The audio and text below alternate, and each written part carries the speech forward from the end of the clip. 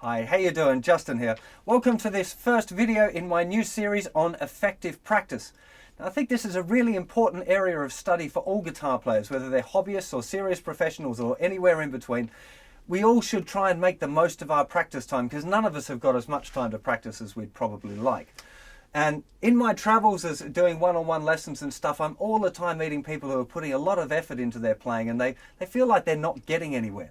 And often I think this is because they haven't set any goals, which is what going to be the focus of this particular video. Now, if you imagine you're in one place and you don't really know where you're going to go and you just kind of wander around and you might check out this little bit of something, a style or a lick or a scale or whatever, and you look at that for a bit and then you wander somewhere else and have a bit of a look at that and wander somewhere else. Every now and again you're going to end up wandering back to the place where you started and you're going to feel like you haven't got anywhere. Well, you kind of haven't got anywhere because you wandered back to where you started from. You know, you've been places, you might have learned stuff, you're probably a bit better, but you don't have that feeling of accomplishment. And especially with this kind of modern age of people learning on the internet without having a teacher there to guide them, it's really important that you kind of sort these things out for yourself. Now, there's two kind of sorts of goals that I consider important to understand. The first one is the big picture or the long-term goal.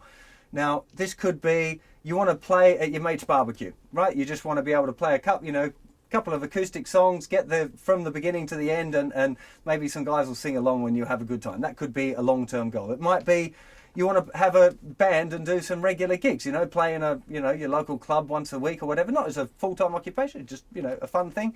It could be you want to make a living as a guitar player, so you want to be playing and performing and teaching and writing and all of those other things. Or it could be that you want to be the best guitar player that ever walked the face of the planet, right?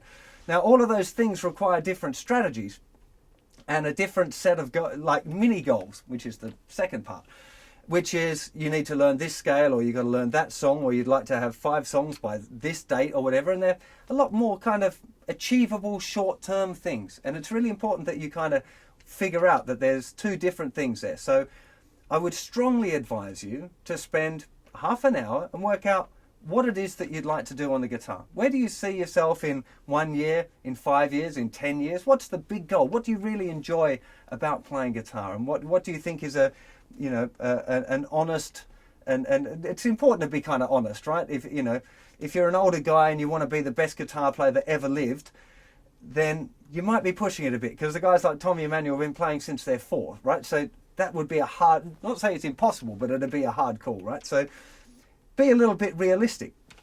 Now, when it comes to actually plotting the course, a lot of that you can do yourself. So it requires a little bit of thinking, and if you've written your long-term goal down and you got it there and you go, well, here's what I've got now, this is what I can do now, and that's where I'd like to get to. So what mini goals do I have to get from here to here?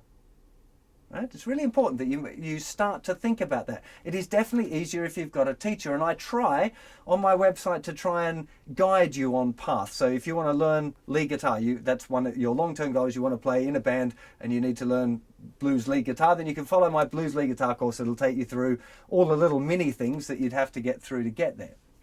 But you still have to think about it yourself, or find a teacher that can help guide you the way. If you go, I want to go here, then somebody who's experienced should be able to say, well, to get there, you've got to go through here and over that and be careful around this bit because that's hard and get around there. That's the kind of thing that you're looking for. So writing all of that stuff down is a really, really, really good idea. Try and break the target into lots of different little segments of what you need to do. And then you're going to have to organize that into some sort of practice routine. Now, we're going to be talking about deciding what to practice in the next video, but I would suggest at the first stage that this goal setting is a really, really, really, really important idea. So go and grab yourself a piece of paper, write down your long-term goal, and then see if you can figure out how you're going to get from where you are now to that long-term goal. And if it's to be the best guitar player that ever walked the face of the planet, it's going to be a pretty long list, right?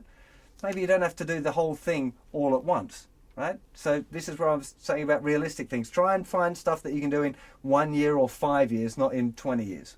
It's quite an important thing. It's also important to realize that this is a flexible and forever changing kind of a thing. So I have goals that I'm setting all the time of I'd like to be able to do this or I'd like to be able to do that. I kind of plot the course and I might find that Well, I really wanted to be, my goal was to, I want to master jazz guitar.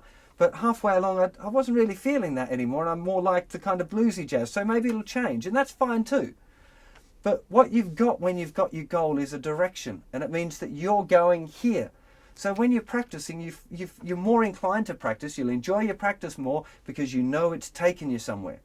When you just pick up random stuff, a lot of guys buy a guitar magazine or browse around on the internet or whatever and just find a thing and they'll go, oh, well, country sixths, I'll learn how to do that, and they'll learn it. But actually, if they looked at their long-term goal, it would be to be a classical guitar player, and it just doesn't make sense, right? So by defining your big goal, it'll really help you make decisions about the things that you want to practice and what you want to spend your time on. And if it's to jam with your mates at a barbecue, the list might be quite short. You might have to, get really solid on your rhythm skills, learn 10 songs that you can play from start to finish, maybe develop your vocals a little bit, or, it might be just those few things, but that's a really important thing.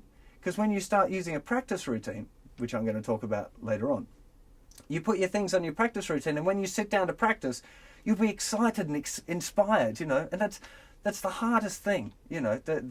As a private teacher, I often think that my gig really is inspiring the student, much more than actually what I teach them is inspiring them to keep going and showing them the direction to go in and going, look, if you go that way, you'll get there and it'll be really great, It's quite a bigger deal than I can just express, and it's something that I want you to try. So grab that piece of paper, write down your list, see if you can plot your course, and then you'll be ready for the next session where we're going to talk about deciding exactly what it is that you should practice, why you should practice it. This is going to be fun. So go and do it. That's your homework, is to work out your big goal and as many of the small goals as you can. And I'll see you for another session on effective practice very soon. Take care. Bye-bye.